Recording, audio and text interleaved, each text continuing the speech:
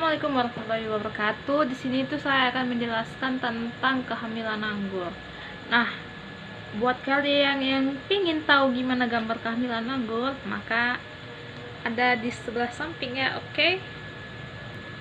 Dan penjelasannya juga ada di samping. Oke, terima kasih.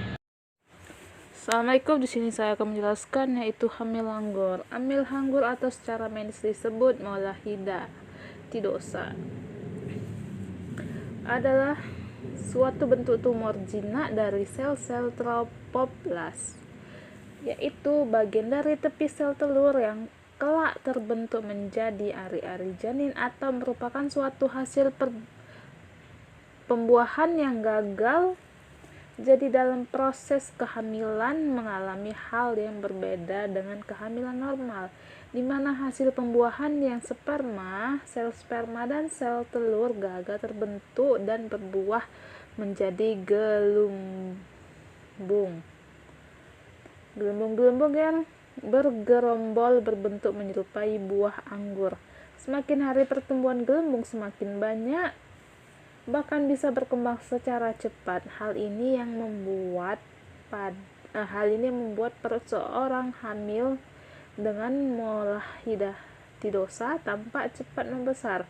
Pada pemeriksaan lab didapatkan kadar HCG dengan periksaan GM tetratis atau dapat dilihat dari hasil lab beda subunit HCG pada ibu hamil. Tinggi pemeriksaan USG kandungan akan terlihat keadaan kehamilan yang kosong tanpa ada janin dan tampak gambar seperti badai salju. Nah, ini makanya dibilang penting USG. USG itu bukan hanya untuk menentukan jenis kelamin laki-laki ataupun perempuan, itu urusan belakang. Maupun laki-laki mau perempuan, yang penting sehat. Intinya keadaan si janin di dalam itu gimana dan kita mengetahui. Nah, inilah contohnya salah satunya. Faktor langsung penyebab hamil anggur ini hingga sekarang masih belum diketahui secara pasti. Diperkirakan bahwa beberapa faktor yang sering dikaitkan dengan penyebab hamil anggur ini diantaranya yaitu mutasi genetik atau buruknya kualitas sperma atau gangguan pada sel telur yang mengakibatkan pada kehamilan di mana janin akan mati dan tak berkembang.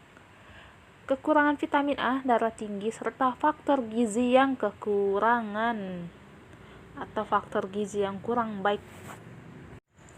Wanita dengan usia yang di bawah 20 tahun atau di atas 40 tahun juga berada dalam resiko tinggi. Seringkali ditemukan pada masyarakat dengan kondisi sosial ekonomi yang rendah, kekurangan gizi pada ibu hamil, ibu sering hamil, gangguan peredaran darah dalam rahim, dan kelainan rahim berhubungan dengan peningkat angka kejadian molah atau angka kejadian hamil anggur. Mengkonsumsi makanan rendah protein, asam folat, dan karotin juga meningkatkan resiko terjadinya hamil anggur.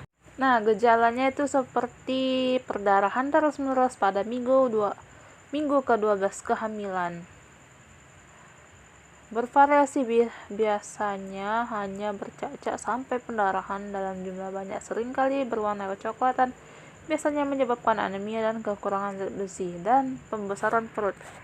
Pertumbuhan ukuran rahim tidak sesuai dengan usia kehamilan, contohnya misalnya hamil 1 bulan terlihat hamil seperti 3 bulan. Mual-mual muntah yang lebih sering terjadi dan durasinya lebih lama.